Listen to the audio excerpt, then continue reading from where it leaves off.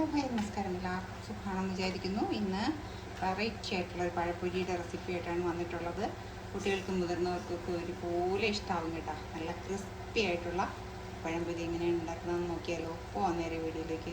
പിന്നെ എന്താ, ഒരു 1/4 കപ്പ് മൈദമാവ് ഇട്ടിട്ടുണ്ട്. അതിലേക്ക് ഒരു 2 ടേബിൾ സ്പൂൺ അരിപ്പൊടി കേട്ടോ, വറുത്ത അരിപ്പൊടിയാണ് ഇടുന്നത്. 2 ടേബിൾ സ്പൂൺ അരിപ്പൊടി. പഴത്തിൻ്റെ മധുരം നോക്കിയിട്ട് മധുരത്തിന് ആവശ്യമായിട്ടുള്ള 2-3 ടേബിൾ സ്പൂൺ പഞ്ചസാര.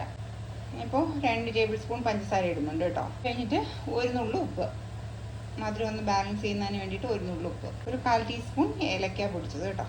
എന്നിട്ട് ഇതെല്ലാം കൂടി ഒന്ന് നന്നായിട്ട് മിക്സ് ചെയ്യുക.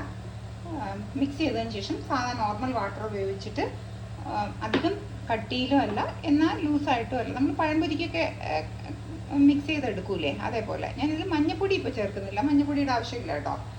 പഴംപൊരിക്ക് മഞ്ഞ കളറ് കിട്ടുന്നതിന് വേണ്ടിയിട്ടാണല്ലോ മഞ്ഞ പൊടി ചേർക്കുന്നത്. ഇതിലിപ്പോൾ കളറിൻ്റെ ആവശ്യമില്ല.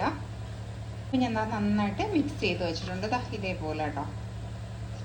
ഇങ്ങനെ ഒഴിക്കുമ്പോൾ വീഴുകയും വേണം, എന്നാൽ അങ്ങ് കട്ടിയായിട്ട് ഇരിക്കുകയും ചെയ്തു. ഇനിയിപ്പോൾ കാര്യം ചെയ്യുന്നത്, ഇതൊരു ഗ്ലാസ്സിലോട്ടങ്ങ് മാറ്റുകയാണ് ചെയ്യുന്നത് കേട്ടോ. ഗ്ലാസ്സിൽ ഞാൻ മാവ് ഒഴിച്ച് വെച്ചിട്ടുണ്ട്. പിന്നെ ഞാൻ എടുത്ത് വെച്ചിരിക്കുന്ന കുറച്ച് ബ്രെഡ് ക്രംസ് ആണ്. ബ്രെഡ് ക്രംസ് ബ്രെഡ് പൊടിച്ചതാണ്. ഇത് ബ്രൗൺ ബ്രെഡ് ആയതുകൊണ്ടാണ് ഈ കളറിലിരിക്കുന്നത് കേട്ടോ. എന്താ ഇവിടെ എടുത്തിരിക്കുന്നത്, ഒരു നേന്ത്രപ്പഴമാണ് കേട്ടോ. നേന്ത്രപ്പഴത്തിനെ നമുക്കങ്ങ് തൊലിയൊന്ന് റിമൂവ് ചെയ്തെടുക്കാം.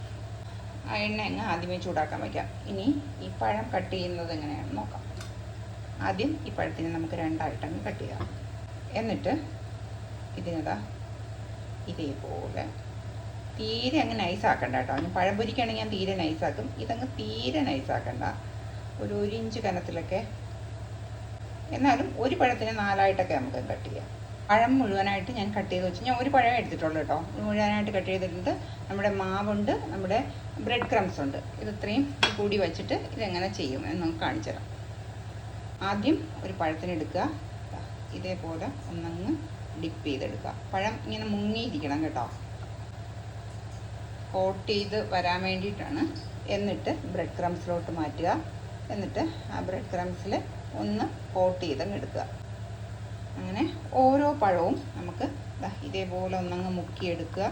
മുക്കിയെടുത്തിട്ട് നമ്മുടെ ബ്രെഡ് ക്രംസിലോട്ട് അങ്ങ് മാറ്റി കൊടുക്കാം. ഇതെല്ലാം ബ്രെഡ് ക്രംസിൽ ഡിപ്പ് ചെയ്ത് വെച്ചിട്ടുണ്ട്. ഇനി നമുക്ക് ഫ്രൈ ചെയ്തെടുക്കണം. എങ്ങനെയാണെന്ന് നോക്കാം. ചൂടായ എണ്ണയിലേക്ക്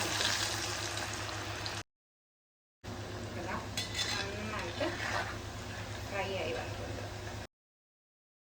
ഇപ്പം നമ്മുടെ 2ാമത്തെ ബാച്ചായിട്ടുണ്ട്. മതിയിട്ട് നന്നായിട്ട് വരിക വന്നിട്ടുണ്ട്. നമുക്കിത് കഴിച്ചു നോക്കാം എങ്ങനെയാണ്. അടിപൊളി ടേസ്റ്റ് കേട്ടോ. പഴംപൊരി കഴിക്കും പോലെയോ അല്ല, ഒരു പ്രത്യേക ടേസ്റ്റ്.